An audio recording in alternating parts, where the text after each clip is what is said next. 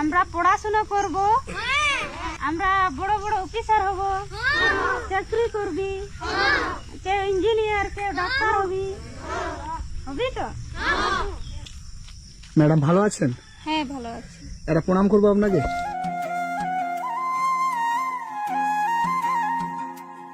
বাচ্চাটি কার? আমার।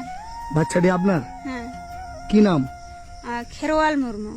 খেরওয়াল? হ্যাঁ, KHWRAL। খেরওয়াল মুর্মু। এইগুলি আপনার স্টুডেন্ট? হ্যাঁ। এই জায়গাটার কি নাম? জিলিং সেরেং। জিলিং সেরেন? হ্যাঁ। এটা স্কুল? হ্যাঁ, কে বানিয়েছে? আমরা। আপনারা? হ্যাঁ। এই গ্রামেতে কতগুলো বাড়ি আছে? মোটামুটি 95টি। 95টা? হ্যাঁ। আর 95টা বাড়ির বাচ্চা এইগুলো? হ্যাঁ। এই সব বাচ্চাদেরকে আপনি এখানে পড়ান? হ্যাঁ। কত করে টাকা দেয়? বেতন পান আপনি? না, বেতন পান না? না। এই বাচ্চাটার কত মাস বয়স? 2 মাস। 2 মাস বয়স? হ্যাঁ।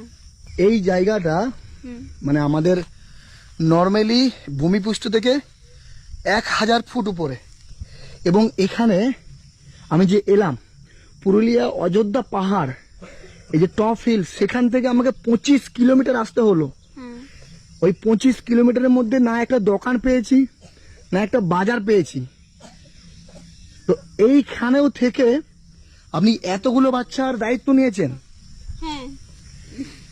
আপনার 2 মাসের বাচ্চাটাকে নিয়ে আপনি এই ছেলেগুলোকে পড়াশোনা করাচ্ছেন? হ্যাঁ, আমি ওই 2020 থেকে বাচ্চাকে পড়াচ্ছি।